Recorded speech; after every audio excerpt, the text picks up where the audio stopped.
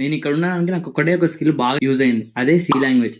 ఏదంటే నా diploma first year అయిపోగానే నేను ఫస్ట్ చేసిన పని సి లాంగ్వేజ్ నేర్చుకున్నా. 3 ఇయర్స్ బ్యాక్ సేమ్ ఇదే సమ్మర్ లా నేను 12 అవర్స్ క్లాస్ డైలీ 1 అవర్ ఇది సి లాంగ్వేజ్ అయితే ఆల్మోస్ట్ పర్ఫెక్ట్ అయినా. సి లాంగ్వేజ్ ఎందుకంటే అందులో మనకి బేసిక్స్ మొత్తం ఉంటుంది. ఒక బిగినర్ కి అర్థమయ్యే లాంగ్వేజ్ ఏంటంటే అది first C language. Python JavaScript ఉన్నాయి కానీ సి అనేది బేసిక్స్. ఎందుకంటే మనకి అలా ప్రతి ఒక్కటి పాయింట్ టు పాయింట్ ఉంటది.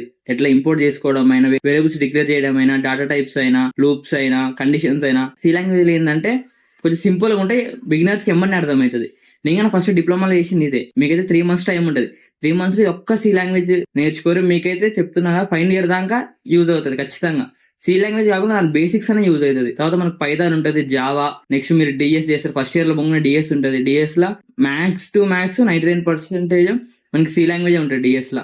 సో ఇప్పుడు మీరు నేర్చుకున్నారు అనుకో తర్వాత ఈజీ అవుతుంది. సప్లీగానే పడకుండా ఉంటుంది. ఎందుకంటే మీరు అప్పటికి పోయి కాలేజీలో చెప్తారు, అక్కడ నేర్చుకుంటే అదంతా అవ్వదు. లాస్ట్కి మళ్ళీ యూట్యూబ్కే రావాలి మీరు.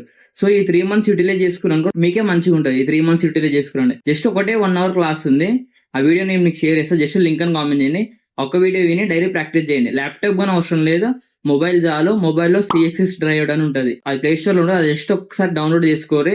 సో దానినే ప్రాక్టీస్ చేయాలి. ల్యాప్టాప్ ఉండాల్సిన అవసరమే లేదు. సో జస్ట్ లింక్ అని కామెంట్ చేయండి. మీకైతే నేను వీడియో లింక్ షేర్ చేస్తా. డైలీ ఒక 10 minutes 20 minutes ప్రాక్టీస్ చేయండి. తర్వాత బాగా యూజ్ అవుతుంది.